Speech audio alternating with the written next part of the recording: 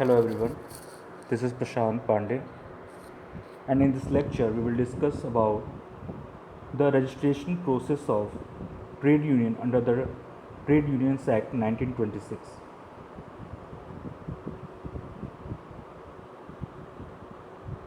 So first we should understand what is trade union. According to the provisions of section 2 clause E, a registered trade union means a trade union registered under this act.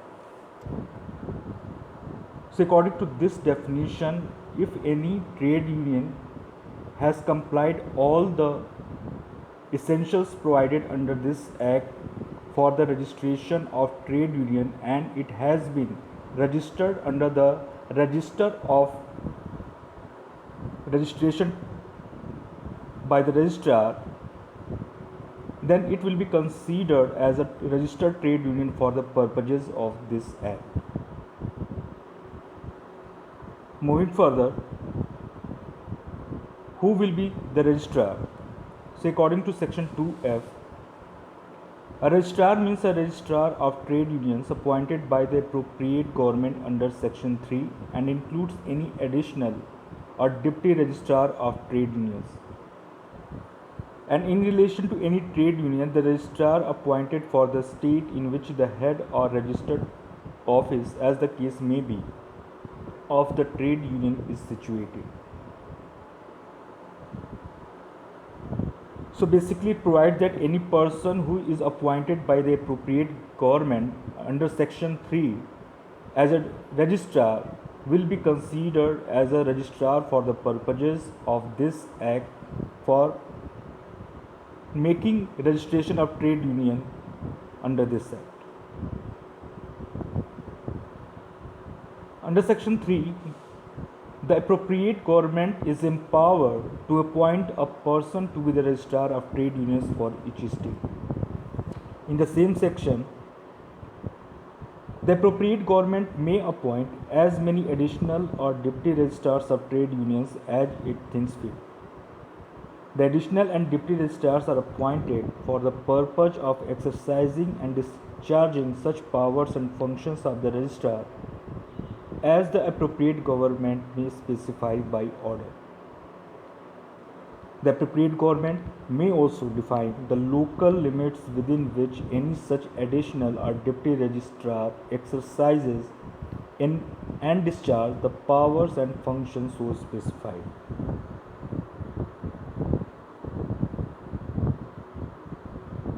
Who will be the appropriate government? So according to provisions of section 2, the appropriate government means in relation to trade unions whose objects are not confined to one state, the central government, and in relation to other trade unions, the state government.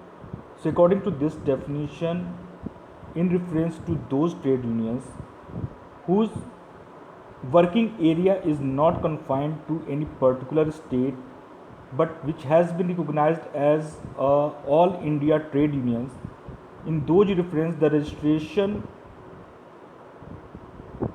of those trade unions shall be made by the registrar appointed by the central government, and in case of any other trade unions whose working area or whose membership is limited within the territory of any particular trade union, any state, then in such situation the concerned state government shall appoint the registrar for the purposes of this act. Now, procedure for the registration of trade unions. The procedure for registration of trade unions is provided under sections 4 to section 8. Section 4 provides for the mode of registration. Section 5 provides for the application for registration, the particulars which should be included within that application, which should be placed before the registrar for making the registration of the trade union.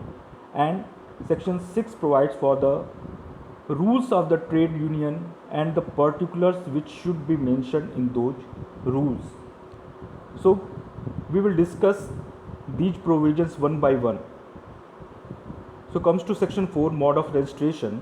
According to section 4, any 7 or more members of a trade union may, by subscribing their names to the rules of trade union and by otherwise complying with the provisions of this act with respect to registration, apply for registration of the trade union under this act. So any 7 members of that trade union which wants to be registered may make application before the registrar for the purposes of making that trade union registered. It has also been provided under section 4 that no trade union of workmen shall be registered unless at least 10% or 100 of the workmen, whichever is less, engaged or employed in the establishment or industry with which it is connected, or the members of such trade union on the date of making the application for registration. So according to this provision, along with the requisite number of 7 members, the application should contain the particulars that the trade union concerned which wants to be registered is having at least 10% or 100 of the workmen connected with a particular employment or establishment for which they want to be registered.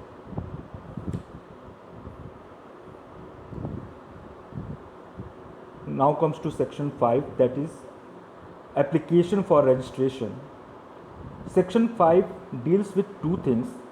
First is particulars to accompany the application for registration, the particulars which should be mentioned in the application, and the statements of assets and liabilities.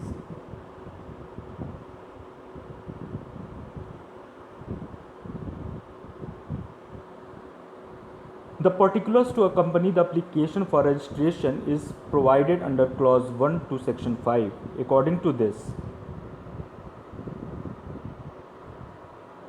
every application should specify the particulars that must accompany with an application for the registration of the trade union, and these particulars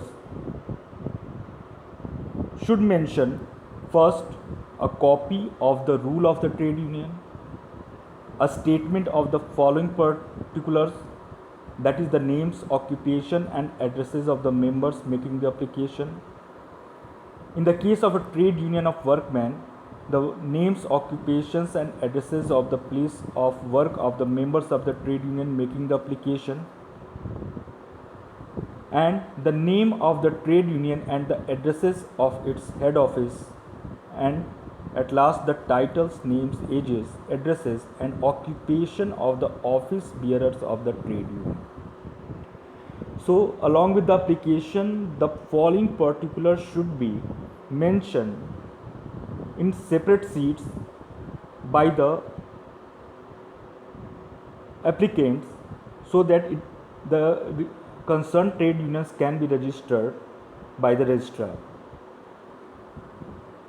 In clause 2, a statement of assets and liabilities should be provided by the applicants before the registrar, and according to this provision, a general statement of the assets and liabilities of the trade union prepared in such form and containing such particulars as may be prescribed should be presented before the registrar along with the application. So any liabilities upon the trade union or any property which the trade union concerned is having, all the particulars of those facts should be mentioned in the application and presented before the registrar before registering the trade union concerned by the registrar.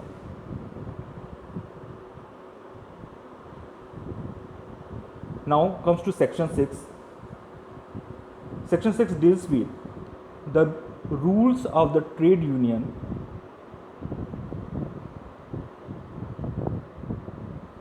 According to section 6, the matters to be provided in the rules of a trade union to be registered should contain the constitution of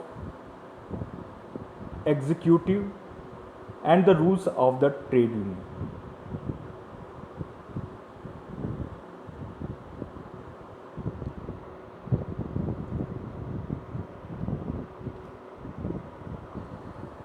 The rules thereof provided for the following matters, namely the name of the trade union, the objects for which the trade union is going to be established, the purposes for which the general funds of the trade union shall be applicable or used by the trade union, the maintenance of a list of the members of the trade union and adequate facilities for the inspection thereof.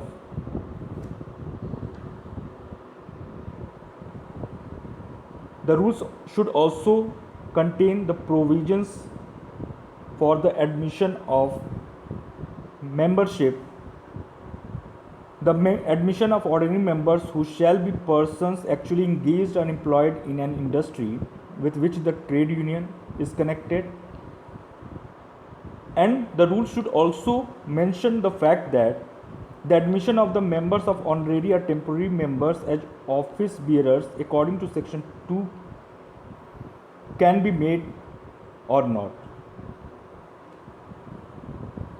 The rules should contain the payment of a minimum subscription fee by the members of the trade union. These subscription fees should not be less than 1 rupee per annum for rural workers.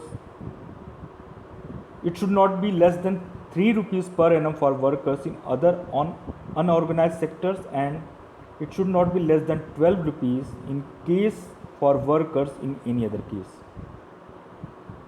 Next, the rules should contain the conditions under which any member shall be entitled to any benefit assured by the rules and under which any fine or forfeiture may be imposed on the member. So, the rules should specifically provide for the conditions for which any fine can be imposed on the members and whether any property can be forfeited of the guilty members or not.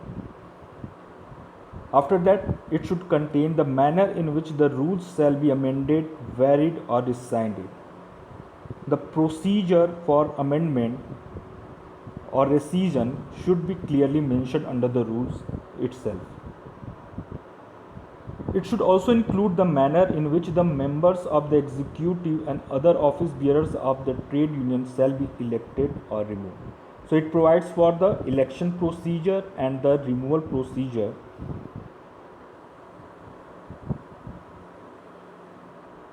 It should mention the duration of period being not more than 3 years for which the members of the executive and other office bearers of the trade union shall be elected.